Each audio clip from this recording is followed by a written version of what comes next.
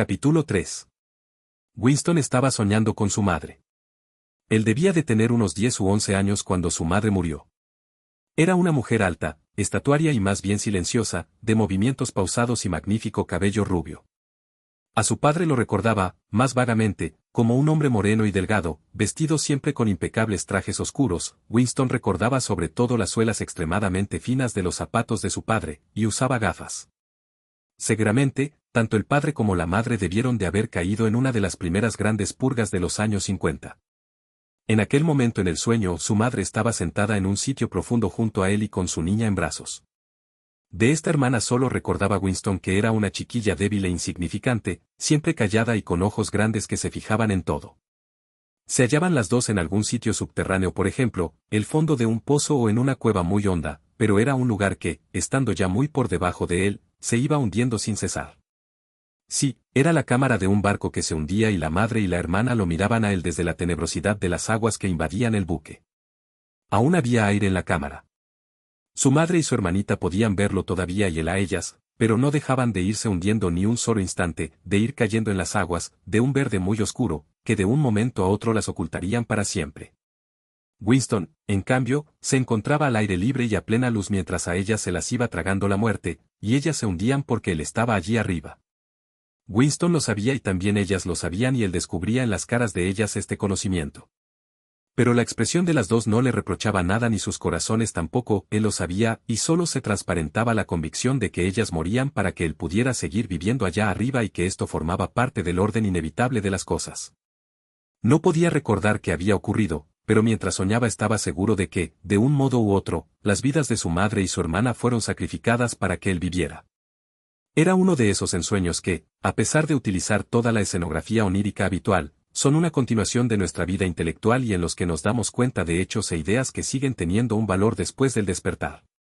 Pero lo que de pronto sobresaltó a Winston, al pensar luego en lo que había soñado, fue que la muerte de su madre, ocurrida 30 años antes, había sido trágica y dolorosa de un modo que ya no era posible.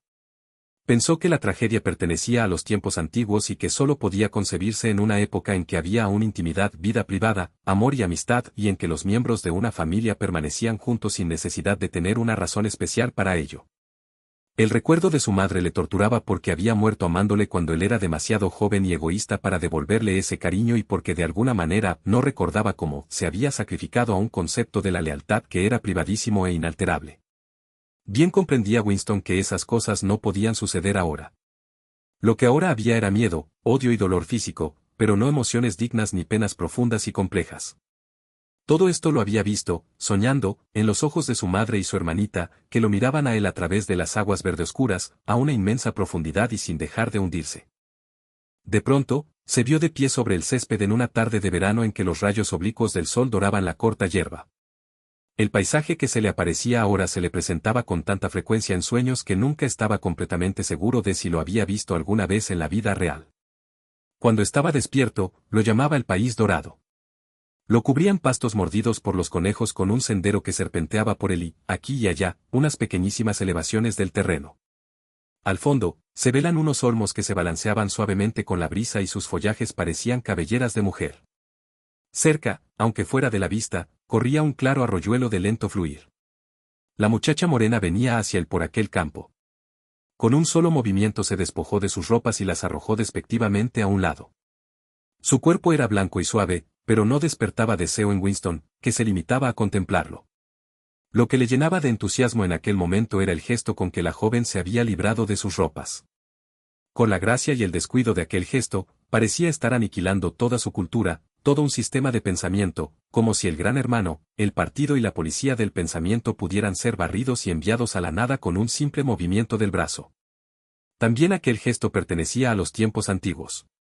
Winston se despertó con la palabra Shakespeare en los labios. La telepantalla emitía en aquel instante un prolongado silbido que partía el tímpano y que continuaba en la misma nota 30 segundos. Eran las 07:15, la hora de levantarse para los oficinistas. Winston se echó abajo de la cama desnudo porque los miembros del partido exterior recibían solo 3.000 cupones para vestimenta durante el año y un pijama necesitaba 600 cupones y se puso un sucio singlet y unos shorts que estaban sobre una silla. Dentro de 3 minutos empezarían las sacudidas físicas. Inmediatamente le entró el ataque de tos habitual en cuanto se despertaba. Vació tanto sus pulmones que, para volver a respirar, tuvo que tenderse de espaldas abriendo y cerrando la boca repetidas veces y en rápida sucesión. Con el esfuerzo de la tos se le hinchaban las venas y sus varices le habían empezado a escocer. Grupo de 30 a 40. Ladró una penetrante voz de mujer. Grupo de 30 a 40. Ocupad vuestros sitios, por favor. Winston se colocó de un salto a la vista de la telepantalla, en la cual había aparecido ya la imagen de una mujer más bien joven, musculoso y de facciones duras, vestida con una túnica y calzando sandalias de gimnasia. «Doblad y extended los brazos», gritó. «Contad a la vez que yo. 1, 2, 3, 4. 1, 2, 3, 4. Vamos, camaradas, un poco de vida en lo que hacéis. 1, 2, 3, 4. 1, 2, 3, 4. La intensa molestia de su ataque de tos no había logrado desvanecer en Winston la impresión que le había dejado el ensueño y los movimientos rítmicos de la gimnasia contribuían a conservarle aquel recuerdo.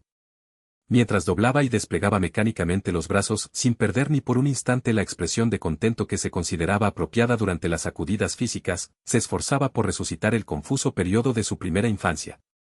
Pero le resultaba extraordinariamente difícil. Más allá de los años 50 y tantos, final de la década, todo se desvanecía. Sin datos externos de ninguna clase a que referirse era imposible reconstruir ni siquiera el esquema de la propia vida. Se recordaban los acontecimientos de enormes proporciones que muy bien podían no haber acaecido, se recordaban también detalles sueltos de hechos sucedidos en la infancia, de cada uno, pero sin poder captar la atmósfera. Y había extensos periodos en blanco donde no se podía colocar absolutamente nada. Entonces todo había sido diferente.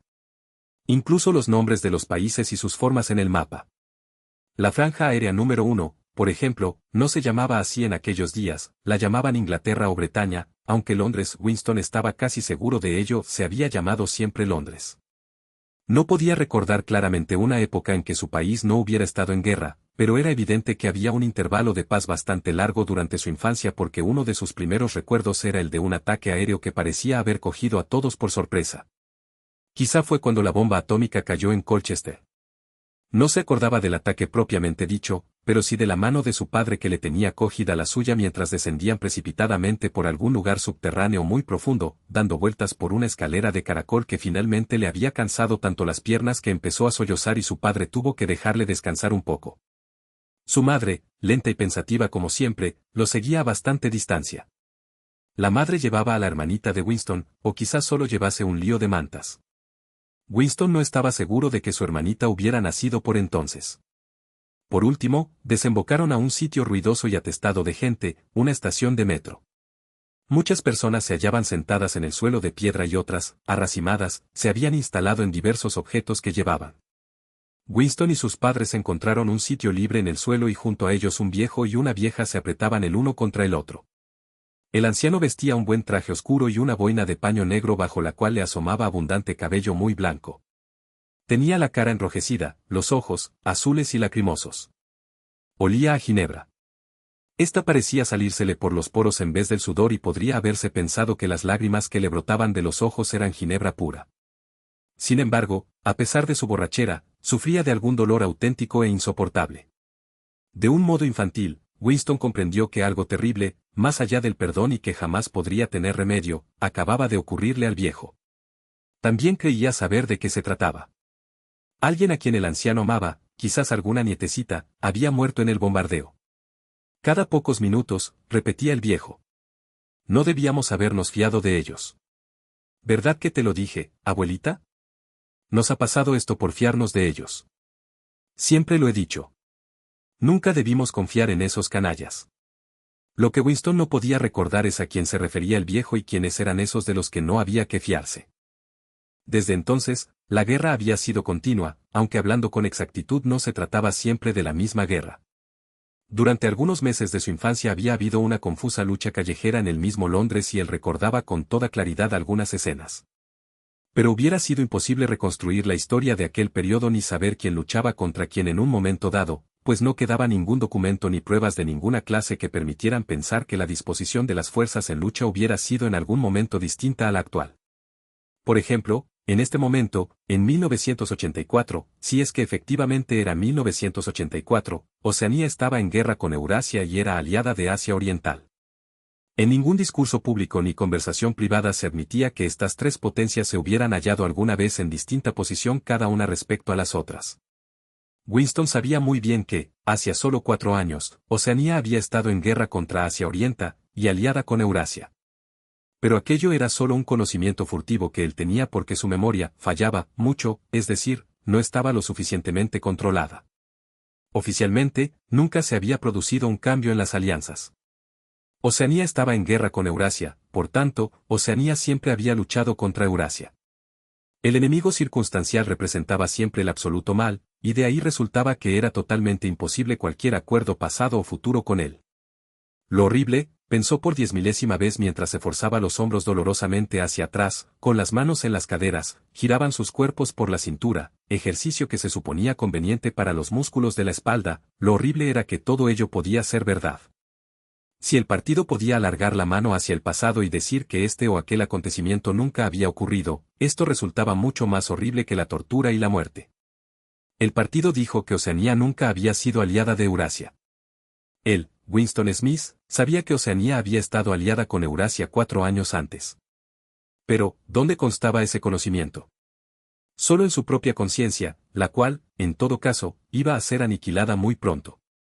Y si todos los demás aceptaban la mentira que impuso el partido, si todos los testimonios decían lo mismo, entonces la mentira pasaba a la historia y se convertía en verdad. El que controla el pasado, decía el eslogan del partido, controla también el futuro. El que controla el presente, controla el pasado.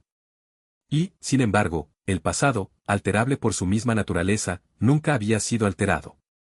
Todo lo que ahora era verdad, había sido verdad eternamente y lo seguiría siendo. Era muy sencillo. Lo único que se necesitaba era una interminable serie de victorias que cada persona debía lograr sobre su propia memoria. A esto le llamaban control de la realidad. Pero en neolengua había una palabra especial para ello, doble pensar. Descansen. Ladró la instructora, cuya voz parecía ahora menos malhumorada. Winston dejó caer los brazos de sus costados y volvió a llenar de aire sus pulmones. Su mente se deslizó por el laberíntico mundo del doble pensar. Saber y no saber, hallarse consciente de lo que es realmente verdad mientras se dicen mentiras cuidadosamente elaboradas, sostener simultáneamente dos opiniones sabiendo que son contradictorias y creer sin embargo en ambas, emplear la lógica contra la lógica, repudiar la moralidad mientras se recurre a ella, creer que la democracia es imposible y que el partido es el guardián de la democracia, olvidar cuanto fuera necesario olvidar y, no obstante, recurrir a ello, volverlo a traer a la memoria. En cuanto se necesitara y luego olvidarlo de nuevo, y, sobre todo, aplicar el mismo proceso al procedimiento mismo. Esta era la más refinada sutileza del sistema, inducir conscientemente a la inconsciencia, y luego hacerse inconsciente para no reconocer que se había realizado un acto de autosugestión. Incluso comprender la palabra doble pensar implicaba el uso del doble pensar. La instructora había vuelto a llamarles la atención. Y ahora, a ver cuáles de vosotros pueden tocarse los dedos de los pies sin doblar las rodillas, gritó la mujer con gran entusiasmo, por favor, camaradas. 1, 2. 1, 2. A Winston le fastidiaba indeciblemente este ejercicio que le hacía doler todo el cuerpo y a veces le causaba golpes de tos. Ya no disfrutaba con sus meditaciones. El pasado, pensó Winston, no solo había sido alterado, sino que estaba siendo destruido. Pues, ¿cómo iba usted a establecer el hecho más evidente si no existía más prueba que el recuerdo de su propia memoria? Trató de recordar en qué año había oído hablar por primera vez del Gran Hermano. Creía que debió de ser hacia el 60 y tantos, pero era imposible estar seguro. Por supuesto, en los libros de historia editados por el partido, el Gran Hermano figuraba como jefe y guardián de la revolución desde los primeros días de esta. Sus hazañas habían ido retrocediendo en el tiempo cada vez más y ya se extendían hasta el mundo fabuloso de los años 40 y 30 cuando los capitalistas, con sus extraños sombreros cilíndricos, cruzaban todavía por las calles de Londres en relucientes automóviles o en coches de caballos, pues aún quedaban vehículos de estos, con lados de cristal.